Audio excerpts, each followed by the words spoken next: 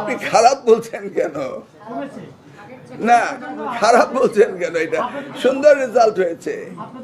আমি তখন ছিলাম না, আপনি বললেন, বলে দেওয়া হয়েছিল শিক্ষকদেরকে, জাতি জানলো আপনার কাছ থেকে। পাশের হার হয়েছে 62.25, জিপিএ প্লাস পেয়েছে 1,16,676 জন। মানবিক নাম্বার কি মানে কি? মানে আমি তো আপনার প্রশ্ন বুঝছি না। মানবিক আবার পরীক্ষায় কি? এটা আবার সহানুভূতি কি? এমন ধরনের পদ্ধতি সম্পর্কে আমার শিক্ষা জীবনের কোনো জ্ঞাতসারে নেই। 5ই আগস্টের বিষয়টা উত্তর দেওয়ার আমার প্রয়োজন নেই। আমি এবার থেকে যেটা নাম্বার পেয়েছে সেটাই দেওয়া হয়েছে।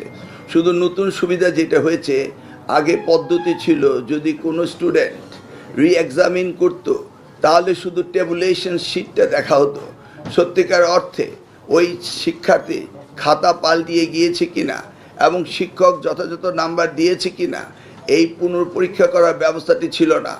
এবার আমরা আইনগতভাবে পরিবর্তন এনে সেই ব্যবস্থাটি রেখেছি যে প্রত্যেকটি শিক্ষার্থী তার খাতা পুনঃপরীক্ষা করার সুযোগ দেওয়া হয়েছে। সেই ক্ষেত্রে কোনো মানবিক বিষয় নেই। এক্স্যাক্টলি আবার রিভিউ করা হবে in front of A committee. যদি কেউ কাউকে ভুলভাবে মার্কিং করে থাকে বা যেখানে যা পাওয়ার উপযুক্ত রয়েছে সেটা যদি না দিয়ে থাকে, দেয়াল বি রিভিউ কমিটির সামনে সেই খাতা পুনঃপরীক্ষা করা হবে। এক্স্যাক্টলি প্রত্যেকটি ছাত্রছাত্রী যা প্রাপ্য তা তাকে দিতে হবে। ধন্যবাদ। শেষের প্রশ্নের উত্তরটা প্রথম দিই। 100% যারা পাস করেনি সেই স্কুলের প্রধানদের গিয়ে আপনি জিজ্ঞেস করুন, তারা বলতে পারবে তাদের স্টুডেন্টদের কেন পাস করলো না। ধন্যবাদ আপনাকে। মন্ত্রী বলতে পারবে না এই বিষয়টি। কারণ আমি শেষ করছি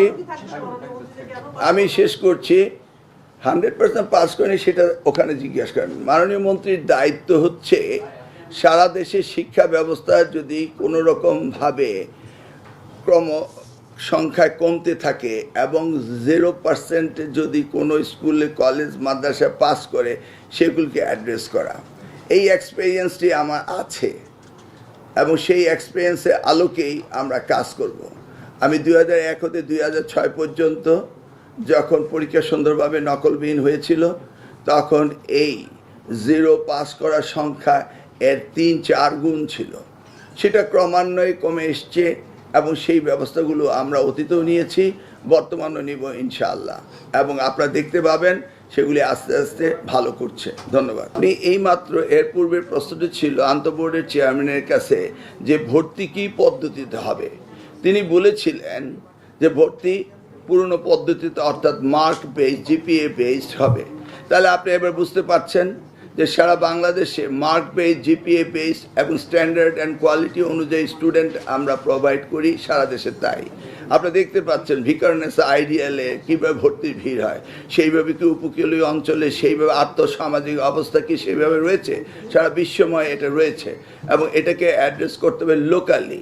আমি তো আগেই বলেছি যে আমার 2001 থেকে 2006 পর্যন্ত শতভাগ ফেল এর 5 গুণ ছিল। সেই সময় আমরা ব্যবস্থা নিয়ে ক্রমান্বয়ে সেটাকে উন্নত করেছিলাম। এবার জাস্ট অপেক্ষা করুন, ইনশাআল্লাহ। রেজাল্ট তো আজকে আসলো। আপনাদের নিউজের জন্য তো অপেক্ষা করতে হবে। আপনি আগামী রেজাল্ট পর্যন্ত অপেক্ষা করেন। দেখেন অনেক পদ্ধতি অনুসরণ করা হবে, শুধু ডাকলেই কি হবে নাকি? সিরিজ অফ সিস্টেম, এটা আমি ইন্ট্রোডিউস করেছিলাম 2001 থেকে 2006।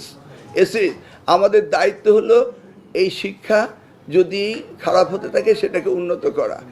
আপনি পরীক্ষার রেজাল্ট হলো এখন জানলাম, এখন আর 5 মাসের মধ্যে ফলাফল কিভাবে উন্নত হলো না হলো সেটা তো আপনি অনেকদিন ধরে সাংবাদিকতা করতে। আপনি আমাকে মিটিংয়ের পরে হেল্প করবেন এবং পয়েন্টগুলো দিবেন, ইনশাল্লাহ আমরা সেগুলি নিয়ে দেখবো মন খুলে। আচ্ছা, মাদ্রাসার রেজাল্ট খারাপ হলো কেন এই মুহূর্তে আমি জানলাম, এই মাত্র ডিকোডিং করা হলো। তারপরে আপনাদের কাছ থেকে শুনবো, শুনে চিন্তা ভাবনা করব কি করে মুখস্থ উত্তর দিবেন। এখন বলুন আপনি খারাপ বলছেন কেন? না, খারাপ বলছেন কেন? এটা সুন্দর রেজাল্ট হয়েছে। মন খুলে গান গাওয়া যায়, মন খুলে নাম্বার দেওয়া যায় না।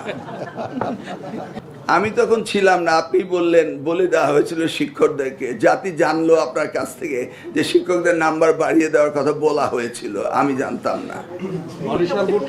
শিক্ষামন্ত্রী সন্তুষ্ট হয় যখন যে যা পড়ে এবং তার উত্তর এবং তার সেই পরিমাণ নাম্বার পায়, সেই জন্যই সে সন্তুষ্ট। কেউ না পড়লে তাকে নাম্বার বাড়িয়ে দিলে শিক্ষামন্ত্রী সন্তুষ্ট হয় না।